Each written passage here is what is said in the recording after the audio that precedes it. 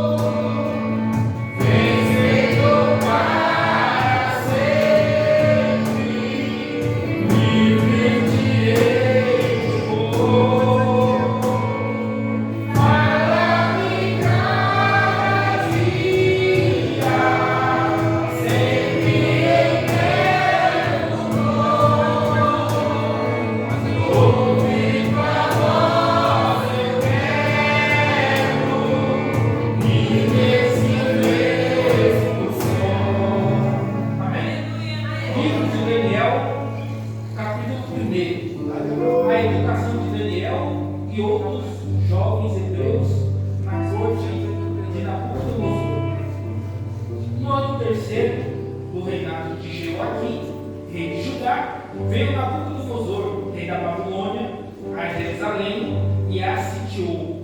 E o Senhor entregou nas suas mãos a Jeoaquim, rei de Judá, e uma parte dos vasos da casa de Deus, e ele os levou para a terra de Siná, para a casa do seu Deus, e pôs os vasos na casa do tesouro do seu Deus. E disse o rei a Aspenaz, chefe dos seus eunucos, que trouxesse alguns dos filhos de Israel, e da linhagem real e dos nobres, mancebos, e que não houvesse defeito algum, formosos de parecer, instruídos em toda a sabedoria, e sábios em ciências, e entendidos no conhecimento, e que tivessem habilidade para viver no palácio do rei, a fim de que fosse ensinado nas letras e na língua dos caldeus. E o rei lhes determinou a ração de cada dia da porção do manjar do rei e do vinho que ele bebia, e que assim fossem criados por 3 anos, para que no fim deles pudessem estar diante do rei. E entre eles se achavam os filhos de Judá, Daniel, Ananias, Misael e Azarias. E o chefe dos eunucos lhes pôs outros nomes, a saber, a Daniel pôs o nome de Beltesazar, a Ananias o de Sadraque, o de Misael, de Mesaque e de Azarias, de Abednego. E Daniel aceitou no seu coração não se contaminar com a porção do manjar do rei, nem com o vinho que ele bebia. Portanto, pediu ao chefe dos eunucos que lhe concedesse não se contaminar. Ora, deu Deus a Daniel graça e misericórdia diante do chefe dos eunucos. E disse o chefe dos eunucos a Daniel: tenho medo do meu senhor, o rei, que determinou a vossa comida e a vossa bebida, porque veria eles que os vossos mais tristes do que os mancebos, que são vossos iguais. Assim arriscareis a minha cabeça para com o rei. Então disse Daniel aos conselheiros, a quem o chefe dos eunucos havia constituído sobre Daniel, Ananias, Misael e Azarias: experimenta, peço-te, os teus servos 10 dias, fazendo que nos deem legumes a comer e água a beber. Então se veja diante de ti o nosso parecer e o parecer dos mancebos que comem a porção do manjar do rei, e conforme vires, te hagas com teus servos. E ele conveio nisto e experimentou 10 dias. E ao fim dos 10 dias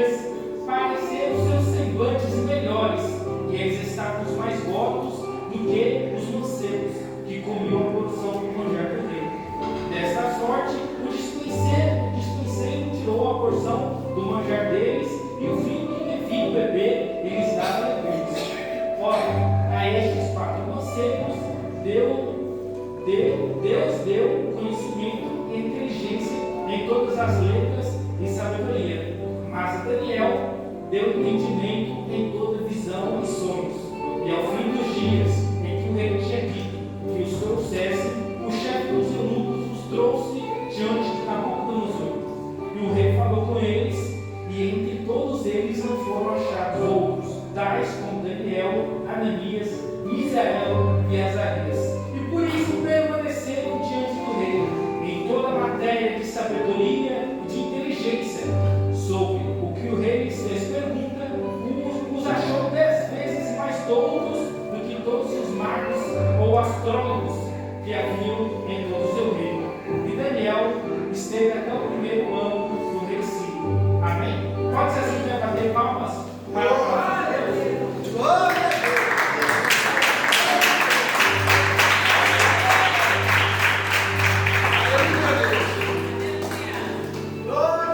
A história da Babilônia, a Bíblia Sagrada deixa registrado no livro de Gênesis, no capítulo 10, no versículo 8, onde a Bíblia fala sobre um homem chamado Nimrod. Esse homem era da descendência de um dos filhos de Noé, e Nimrod foi o fundador da Babilônia. Nimrod, ele construiu as zigurates, que eram torres bem altas. Tanto é que no capítulo 11 de Gênesis, eles estão nas construções de uma dessas zigurates com o intuito de chegar até os céus. Essa primeira ascensão da Babilônia. Aqui era conhecido como a cidade de Babel. E a Bíblia Sagrada fala que Nimrod era um poderoso caçador diante do Senhor. As histórias dizem que Nimrod era um homem muito violento, a ponto de ser até mesmo um canibal. Era um homem que gostava de escravizar pessoas.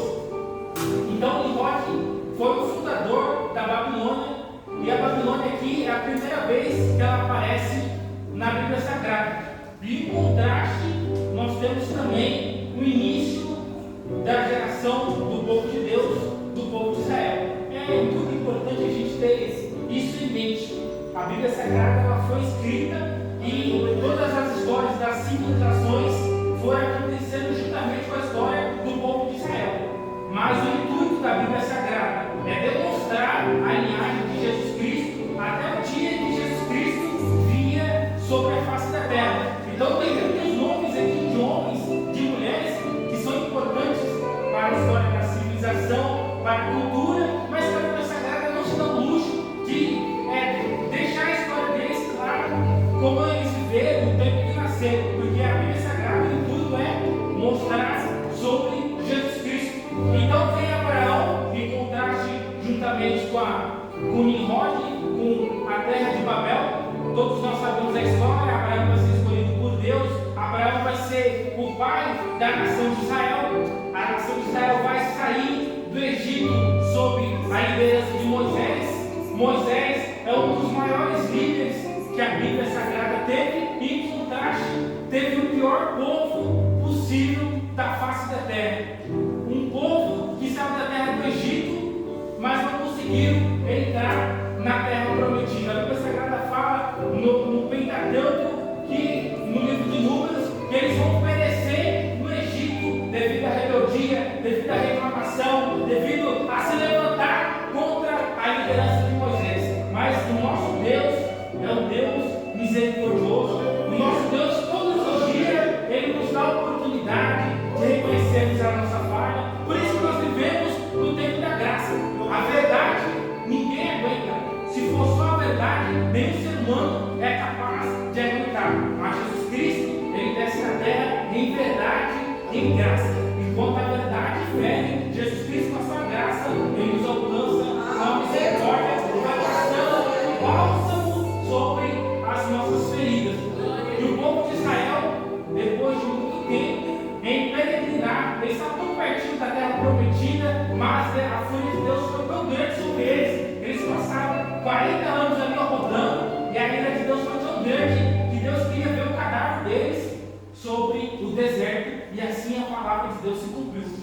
mas vai entrar uma outra geração na terra prometida.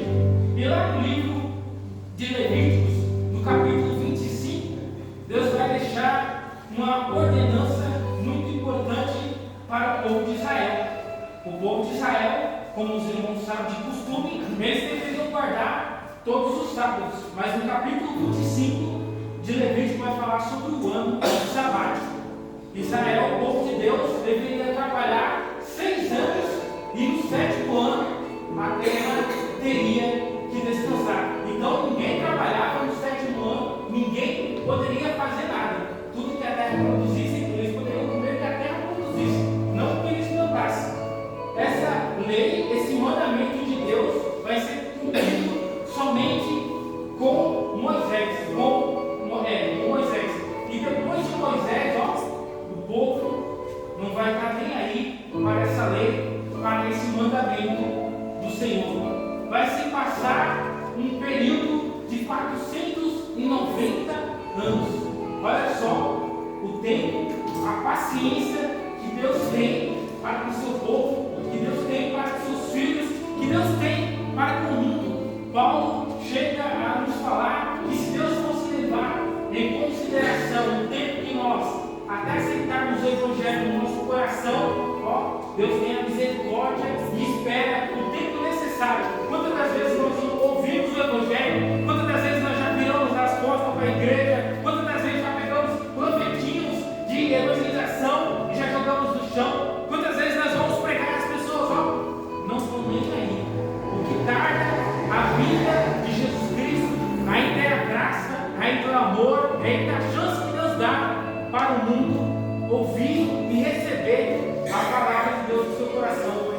Então essa lei, esse mandamento de guardar o 7º ano, ele é esquecido. E no capítulo 26, Deus conhece o homem, Deus conhece o ontem, Deus conhece o hoje, e Deus conhece o amanhã.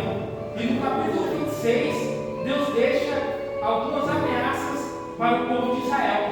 E aqui está escrito no capítulo 26 de Levítico que se eles não obedecessem essa lei, viria então a situação para o povo de Deus. Deus iria tirar eles das suas cidades, eles iam plantar e os inimigos deles iriam poder comer ali do fruto que eles tinham plantado. Então, estou procurando um versículo aqui, mas Deus, aqui está escrito, versículo 33, do capítulo 26 de Levítico: e vos espalharei entre as nações, e desembanharei a espada atrás de vós, e a vossa terra será assolada, e as vossas cidades serão desertas. 34. Então a terra folgará nos seus sábados, todos os dias da sua assolação, e vós estareis na terra dos vossos inimigos. Então a terra descansará e folgará nos seus sábados. Olha o que Deus está falando. Se eles não guardassem os sábados, esse ano sabático, que era o 7º ano, a terra iria descansar de qualquer jeito, de qualquer maneira. Então, quando se passa 490 anos, vai chegar o tempo de Deus cumprir as promessas. Muitas das vezes Deus nos pede coisas tão simples. Muitas das vezes Deus nos pede coisas tão pequenas, que a gente larga para trás. Ou entra aqui e sai por aqui. Muitas das vezes nós queremos fazer um sacrifício tão grande, sendo que Deus está requerendo de nós uma coisa tão simples, um voto, uma campanha na madrugada, uma oferta, um dízimo. Quantas pessoas não estão nem aí por dízimo? Olha só, o povo ouviu, entrou aqui e saiu aqui, e eu já tinha deixado o que ia acontecer se eles não ouvissem. E aí vai ajuntando esse pecado, e os irmãos conhecem a história do povo de Israel. Vai chegando na época da monarquia, dos reis, eles vão começar a cultuar Baal, a cultuar outros deuses, vão começar a sacrificar crianças, vão começar a fazer templos, orgia dentro do templo, e os pecados só vão se multiplicando. Aí chega a época que Deus bate a sentença, chega a época de Deus cumprir as promessas. Muitas das vezes nós vemos aí os terremotos, as chuvas fortes, e vem e destrói tudo, e a família debaixo de terra, e a gente sem casa, e a gente acontecendo ao redor do mundo, ó. Mas Deus conhece o deitar e o levantar de cada homem, de cada mulher que está sobre essa face da terra. Muitas vezes, para nós nos lembrarmos de Deus, é preciso a gente ver o terremoto, é preciso a gente ver a chuva vindo e destruindo tudo. Olha só o nosso país, o tanto que é abençoado, e o nosso país ele não consegue andar para frente em questão econômica. O Brasil é um país grande, era para ser um país economicamente muito à frente dos outros, mas a gente vive debaixo de uma miséria, de um jugo, com os políticos corruptos que nós temos, ó, é tudo isso. Deus conhecendo a nação, Deus sabe aonde apertar o povo, Deus tira o povo debaixo da servidão do Egito, Deus mostra o mar vermelho se abrindo, Deus mostra as 10 pragas do Egito, e o povo, na primeira oportunidade que eles têm, que eles sentem um pouquinho de fome, um pouquinho de sede, eles já estão murmurando contra Moisés. A vontade do povo era de morrer no Egito, debaixo da servidão, do que estar ali no deserto, depois de ter visto todos os sinais e maravilhas. Então, quando nós vemos os acontecimentos que acontecem ao redor do mundo, ó, Deus falou a Samuel: você só vê no exterior, só vê a altura, a beleza, mas ó, Deus vê realmente o que acontece nos nossos corações e no nosso pensamento. Infelizmente, o povo só dá valor, o povo só acredita quando está o câncer batendo na porta da casa, quando o desemprego está batendo, pronto. Aí dá 6 horas, ó, aí a porta já tem alguém na porta que quer fazer campanha porque está desempregado. Aí Deus abre a porta. Estou com 29 anos hoje.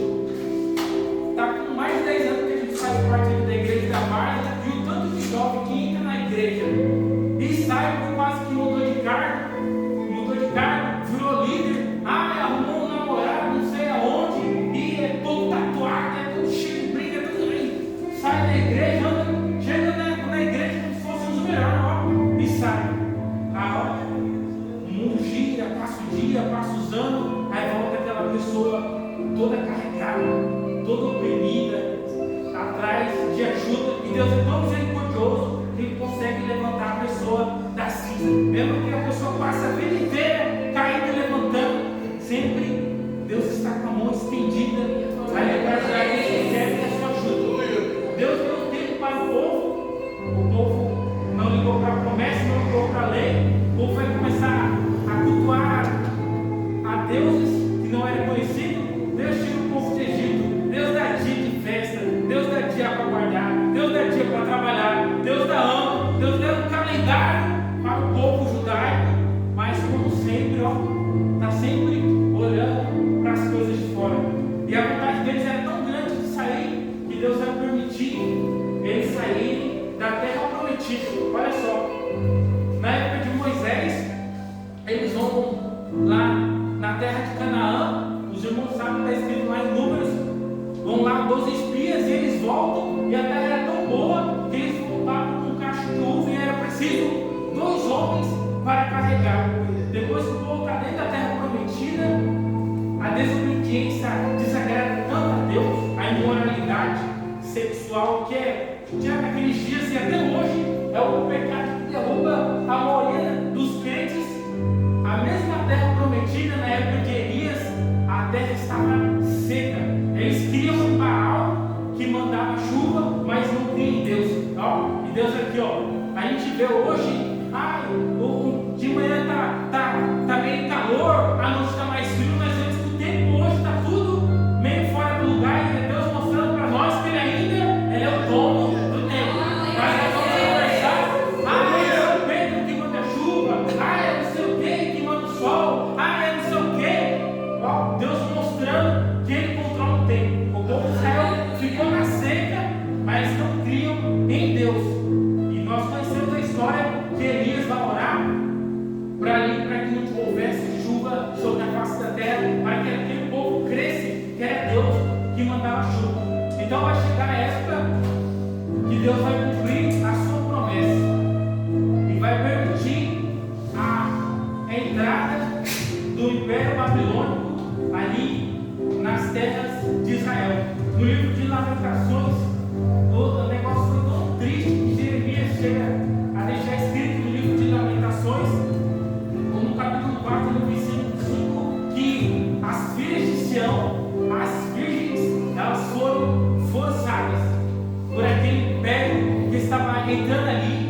para destruí-lo. Israel vai ser destruído politicamente, economicamente, e o principal, a sua identidade, a sua religiosidade, vai ser tudo destruído.